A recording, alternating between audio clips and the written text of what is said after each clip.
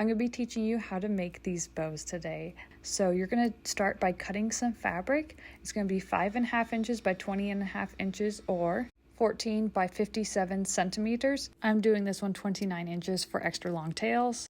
After the fabric is cut, we're going to fold it in half long ways, and then I put pins on the top and bottom both ways, and then we're going to fold it in half. I just want to make sure I get the middle, and this is where we're going to keep our opening, make sure we're not going to sew right there. So we're keeping that little opening gap.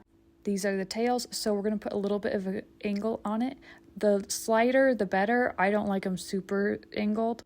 I sew both ends the same way, that way they match. Need to cut off the excess fabric. Using that gap we left, we're going to turn it right side out, and you can do this by hand, but I like to use a pole or a dowel rod, something smooth. I like to use a little pin to get the edges just right. We're going to get that little gap and we're going to sew it shut just so that no fabric comes out. This is the trickiest part, folding it and into a bow. Maybe you have some experience with this, but I'm going a little bit slower just so you know. We're making a little like circle, and then we're just going to be pulling one side through it. It's hard to explain it, more you just have to see it. The nice part about this is very customizable. You can make the tails long or more angled.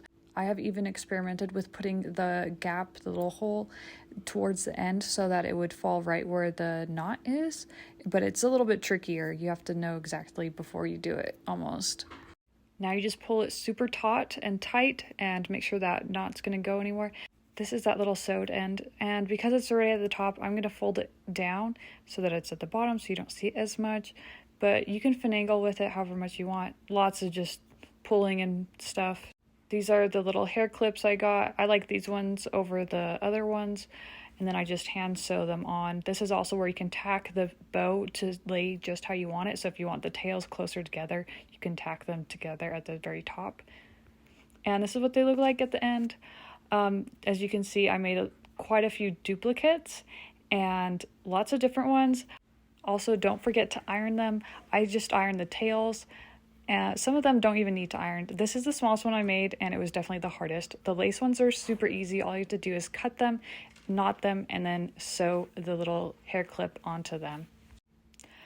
I definitely liked making those lace ones. Of course, I experimented with that one, made more slightly angled. These ones are the velvet ones. They're definitely the hardest ones to knot because of the fabric is so thick.